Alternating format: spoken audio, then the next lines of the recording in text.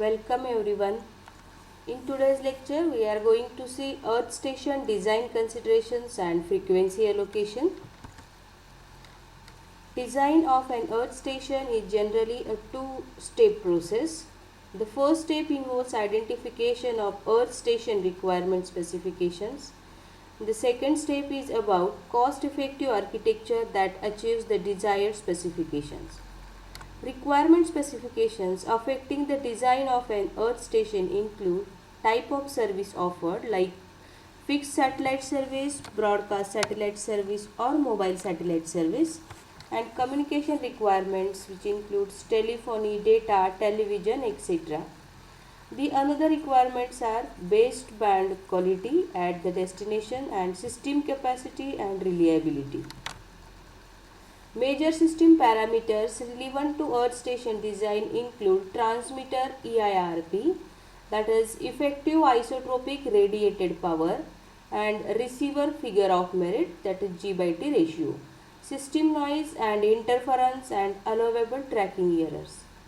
The key performance parameters, that is Earth station considerations, are of three types, that is key performance parameters, Earth station design optimization, and environmental and site considerations. The first considerations we're going to see here is key performance parameters.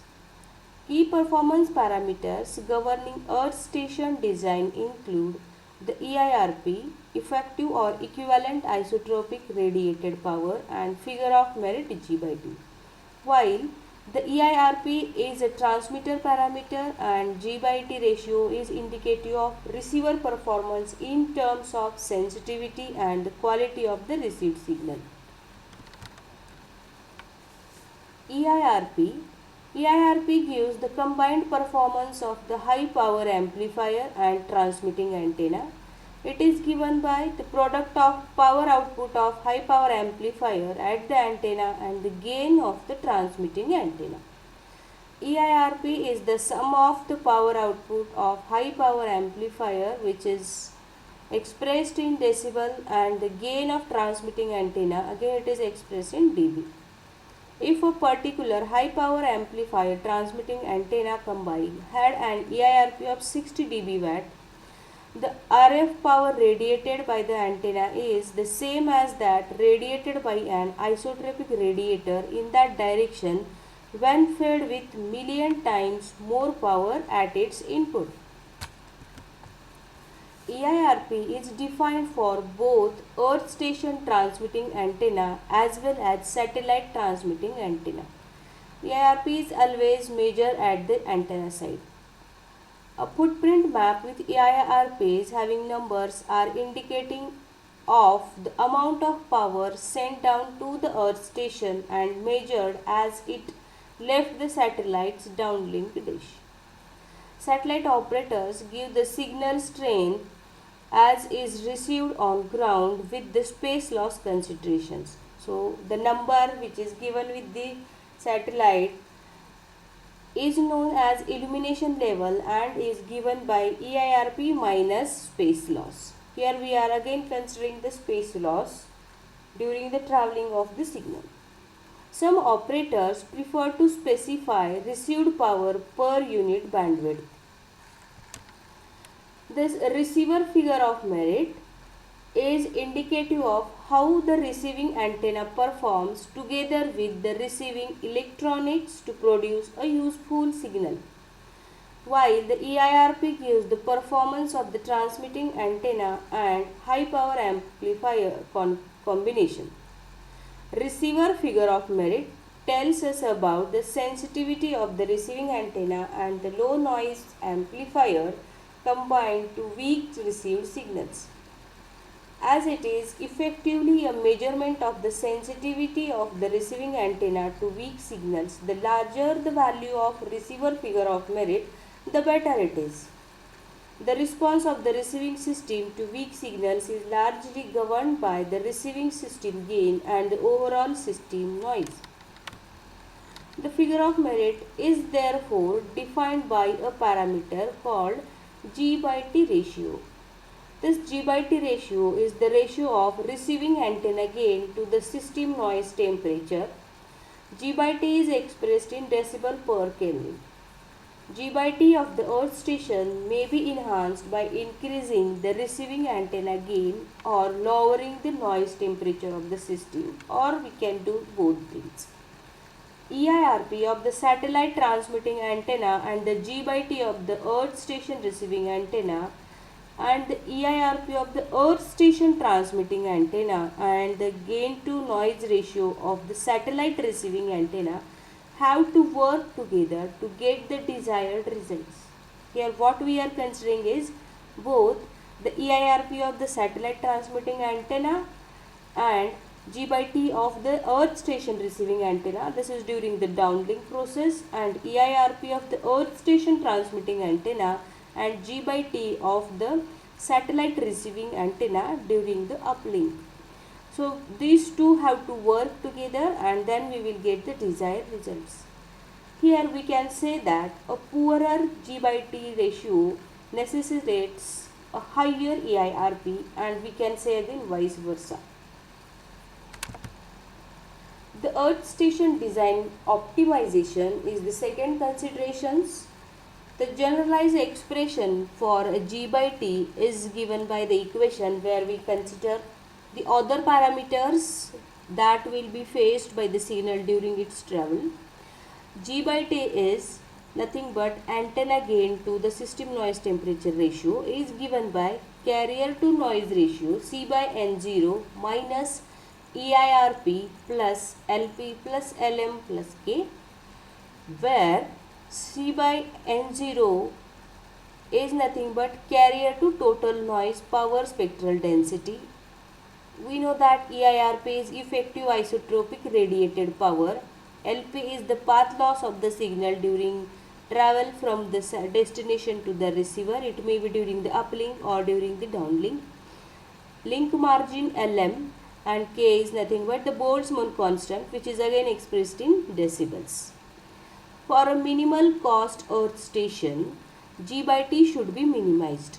This can be possible by either using relatively higher EIRP in the satellite or being able to afford a lower carrier to noise ratio, or we can go with both the things, that we should use the higher EIRP of the satellite and afford a lower carrier to noise ratio. So that what happens is G by T value will get reduced. As we are having lower C by N ratio and higher EIRP, the value will get some negative values, or we can say that we got the minimum G by T ratio. For desired baseband quality at the receiver, this can be achieved by using modulation schemes that are more immune to the noise. In the case of digital baseband, coding allows a further reduction in gain to noise ratio. Other factors which are governing the earth station complexity and hence its cost include the earth station EIRP, antenna tracking requirements, traffic handling capacity and terrestrial interface requirements. In addition, there are international regulatory issues and technical constraints that drive the optimization process. International Telecommunication Union (ITU) had put certain limitations on the transmitted EIRP of the satellites. Even if G by T were reduced by using a smaller antenna, reduction in size would increase antenna side lobes to undesired levels, which would further lead to more interference to the adjacent satellites, or that interference may be from the adjacent satellites. So, to overcome this, we have to go for having exclusive frequency allocations for these services, thus permitting relatively much higher EIRP for the satellites. The satellite EIRP is also limited by the DC power available on the satellite, and the satellite antenna diameter put limitations on the antenna gain. For a given antenna size, gain reduces with decrease in operational frequency. That is why satellite EIRP limitation is more acute in L band used for mobile communications. We'll see later what are the specific frequencies allocated for the different communication bands. That bands are including C band, K band, L band, S band and so on. So after decided on the EIRP and G by T values, choose an optimum configurations of the antenna, high power amplifier and the low noise amplifier achieve the desired values. Specified EIRP and G by T may be obtained by any of the possible options. A small size antenna of low cost and a relatively low noise amplifier LNA may be expensive here, or we can go for the another option that use the large size antenna and low noise amplifier with a higher noise figure. Here the antenna size also affects the EIRP, as a small size antenna may require a prohibitively larger high power amplifiers. The third considerations for earth station design is environmental and site considerations. It is important to consider a number of environmental and locational factors while making a decision on the site of an earth station. Environmental parameters are external temperature and humidity, rainfall and snow, some wind conditions, likelihood of earthquakes, some corrosive conditions of the atmosphere and so on. There may be number of environmental parameters. So minimizing radio frequency interference, that is RFI, and magnetic interference EMI is the another requirement here. RFI and EMI produced by the earth station can cause interference to other RF installations. Also, the RFI and EMI from external sources can adversely affect the earth station performance. It is usually necessary to carry out a radio frequency survey at various possible sites before a final choice is made on the earth station location. An essential requirement is to have a clear line of sight to the satellites of interest and availability of sufficient space for the earth station equipment. There may be easy transportation to the earth station and reliable electrical power are the other requirements of earth station design. To choose a suitable site for the earth station, it is very important that the satellites operators have to specify all possible environmental factors and site constraints to potential manufacturers of the earth station equipment. Hence, manufacturer should build the earth station equipment with the ability to operate reliably under specified environmental and interference conditions. Up till now we have seen the earth station considerations, three types of earth station considerations. Now we are going to see the frequency allocation for satellite services. Here are some of the rules that we have to follow by the international agencies. So now we will see what are the other frequencies.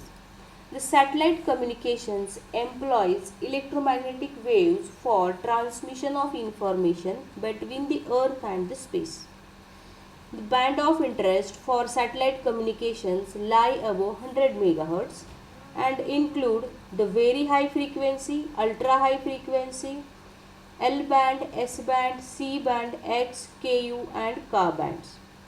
Higher frequencies are employed for satellite communication as the frequencies below 100 Hz are either reflected by the ionosphere or they suffer varying degrees of bending from their original paths due to the refraction by the ionosphere. So, use of these higher frequencies gives the satellite an edge over terrestrial networks in terms of the bandwidth offered by a satellite communication system. As the frequency spectrum is a limited spectrum, it is necessary the frequency bands have to be allocated in such a manner to ensure their rational and efficient use. For this purpose, the International Telecommunication Union, formed in the year of 1865, is specialized institution that ensures the proper allocation of frequency bands as well as the orbital positions of the satellite in the geo orbit. This ITU carries out these regulatory activities through its four permanent organs. These organs are the General Secretariat, the International Frequency Registration Board, that is IFRB, International Radio Consultative Committee CCIR, and the International Telegraph and Telephone Consultative Committee CCITT. These are the four permanent organs of the ITU, and these are regulatory bodies. The ITU organizes the international radio conferences such as World Administrative Radio Conferences and other regional conferences to issue guidelines for frequency allocation for various services. These allocations are made either on an exclusive or shared basis and can be put into effect worldwide or limited to some of the specific regions. The frequency bands that are allocated internationally are in turn reallocated by the national government bodies of the individual countries. Each country is assigned frequencies according to its requirements. The main purpose is to ensure that the technical parameters are retained for a period of at least 10 to 20 years and to guarantee that all countries can access the satellite service when it is needed. The ITU has divided the frequency allocations for different services into various categories. These categories may be primary, secondary, planned, and it may be a shared basis. In primary frequency allocation, a service has an exclusive right of operation, whereas in secondary frequency allocation, a service is not guaranteed interference protection and neither is it permitted to cause interference to services with primary status. The WARC conference divided the globe into three regions for the purpose of frequency allocations, and these three regions will include all the locations of the world. So in the first region it includes Europe, Africa, Mongolia. In region 2 there is North and South America and Greenland, while in the region 3, Asia, which excludes region 1 areas, Australia and Southwest Pacific, into the region 3.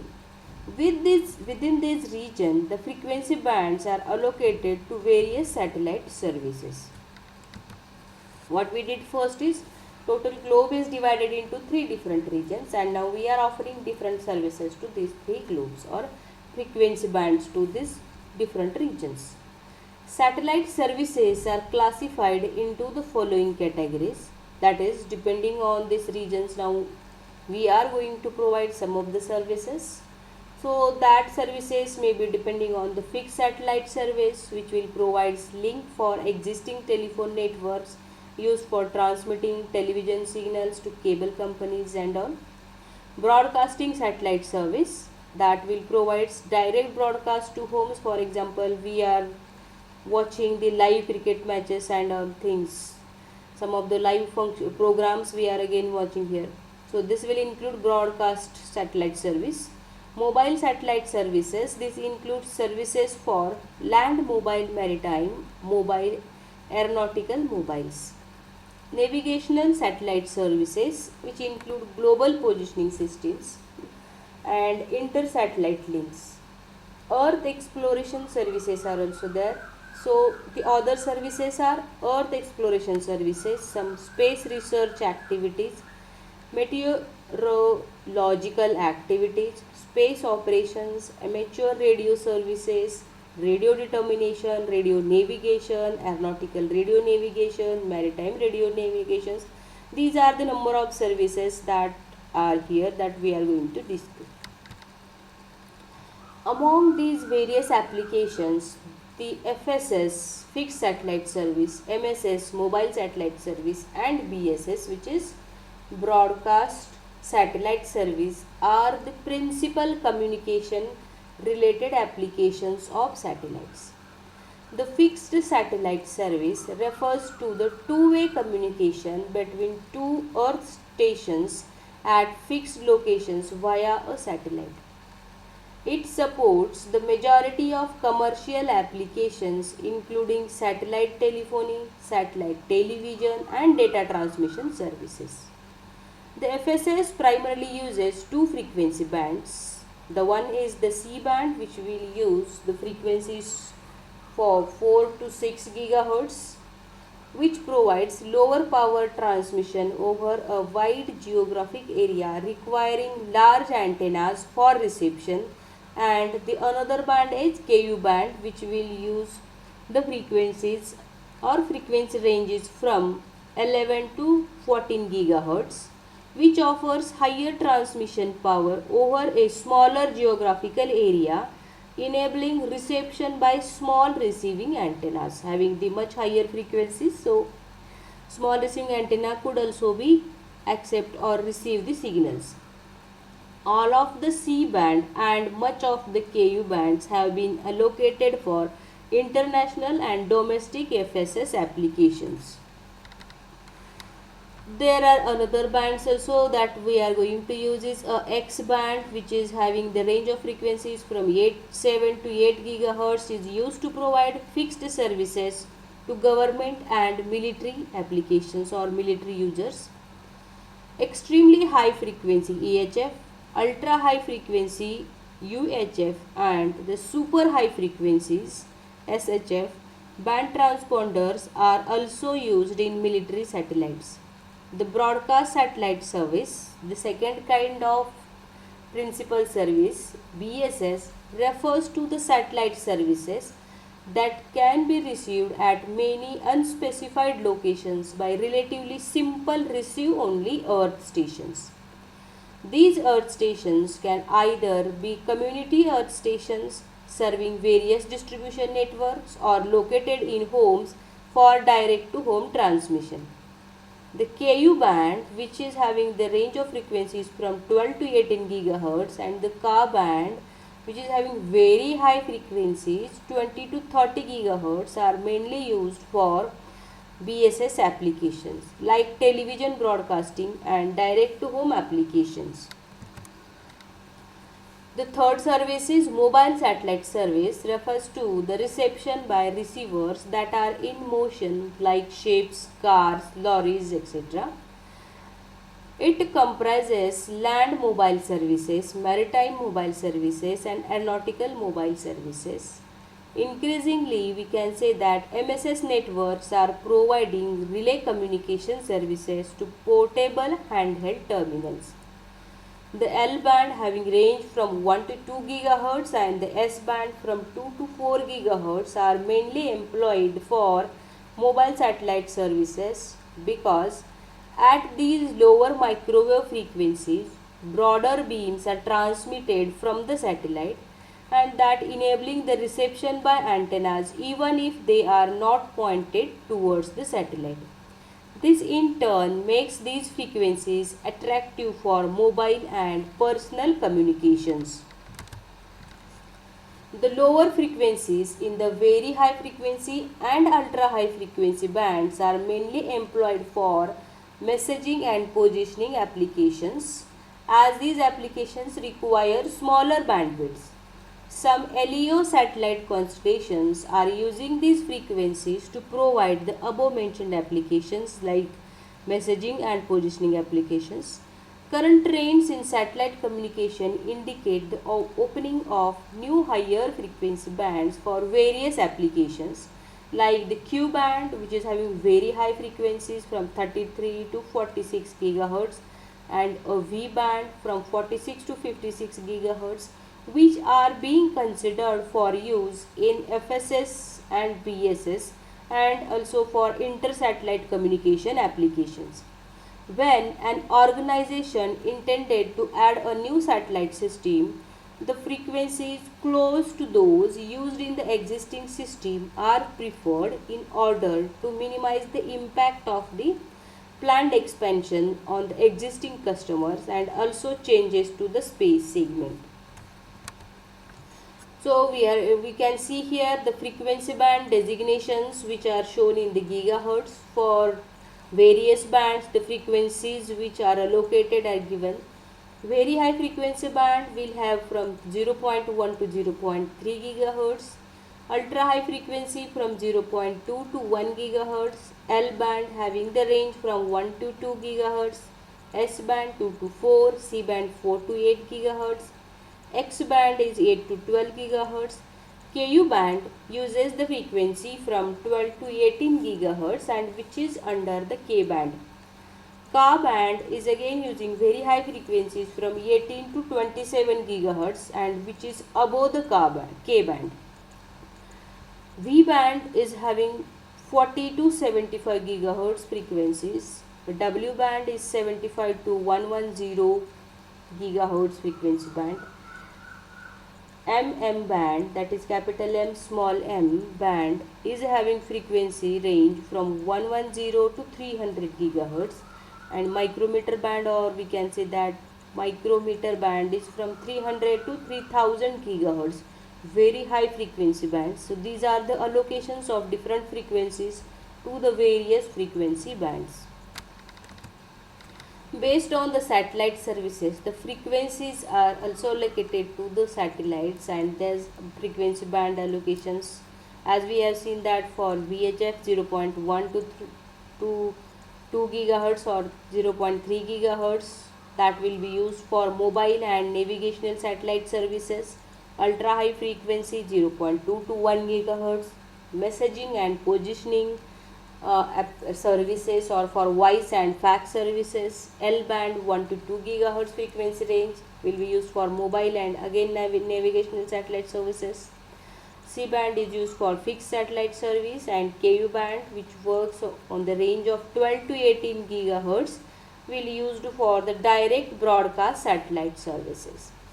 So in the today's lecture, we have seen different Earth station satellite design satellite considerations and the frequency allocation for satellite.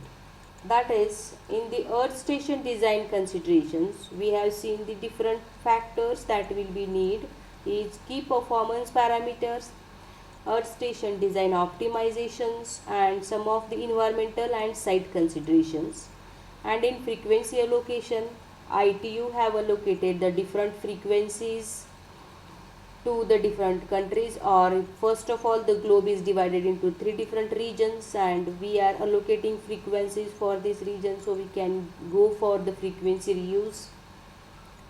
Once the frequencies are allocated to the different country, then country national bodies of the country again reallocate these frequencies for various services. So there are mainly 3 kinds of services: fixed satellite service, mobile satellite service, and another is broadcast satellite service.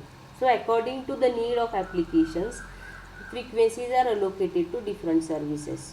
So again we have seen that frequency band designations, what are the frequencies allocated to very high frequency, ultra high frequency, L band, C band, S band, Ku band, Ka band, and other SHF, EHF, SHF, or we can say very high frequency band. So there are so many things that we have seen about the frequency allocation for satellite services and the Earth station considerations for the satellite services.